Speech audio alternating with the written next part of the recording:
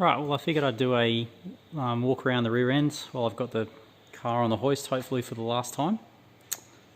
It's a 12A turbo built with a Borg Warner 7670, and this is the rear end. So the car's been a full ground up rebuild. I have done everything off the car except for the bodywork, haven't touched that at all. So it's basically been upgraded driveline and everything else attached to it. So what I've got here is I've got a Hilux 8-inch rear diff, which is like a Tacoma, I think, in America, or yeah, it's 8 inches wide,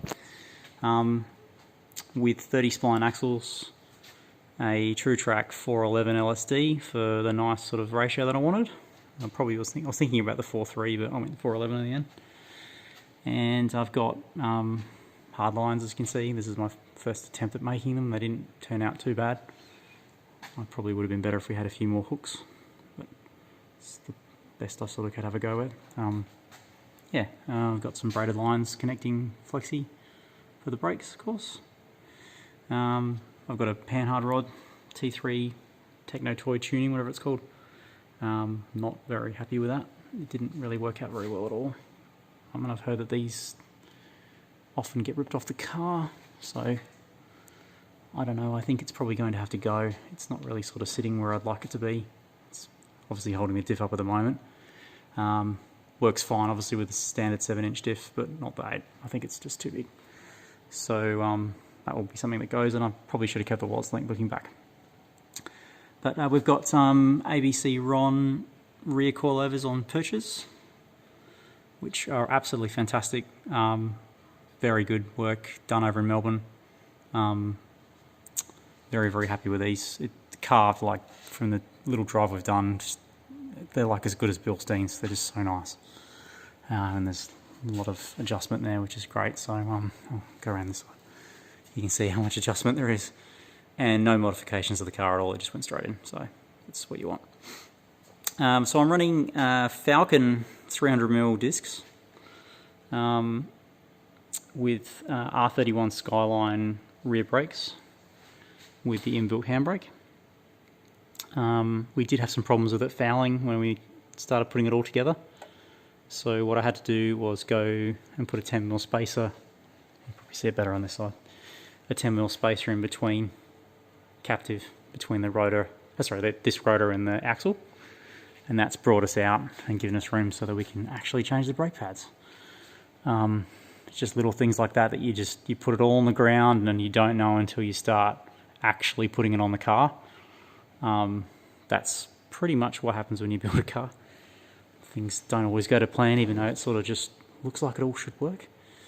So anyway, it's all working now, which is great. So shouldn't have any problems with fade on those brakes. They'll be huge compared to what I was running before. I'm running a standard tank with a Walbro internal, just for feeding the surge tank, and it was enough to run the car as well. We did some testing, which was quite impressive. It was. So I've sort of got 2 pumps. There's my rotor flow exhaust, which is looking a little bit. Need some paint. It gets a bit hot, as they always do. My fuel system, I'm running -6 lines, which everyone will probably be a bit shocked at, but we don't have any issues with them at all. I've got 300 kilowatts and not a problem with fuel. We've got plenty left over. So I'm not saying that I'm right or it works for me, but don't let anyone tell you that they need -10 for everything, because you really don't. It just costs more in fittings. I'm running -6 for my feed and return, Teflon 200 series, and this is my 1 litre surge tank now, which is running a Merc pump, Mercedes pump. This is fantastic. I would recommend this over any Bosch bloody 040 or 984 that was running before. They're noisy as hell. This is very quiet in comparison, and there is a lot of supports a lot of horsepower. So shop around, find something that works. Don't just copy everyone. Have a little go. This is a Prado diff for the ratio that I wanted, which is 411. I think I mentioned that before. So it takes a Hilux, it takes a Land Cruiser yoke, which is a little bit different than a Hilux yoke. Very similar, but not the same. And tail shaft obviously was modified to suit. Yeah, so that's all in now and working. Basically, that's the rear of the car. Yeah, let's proceed forward.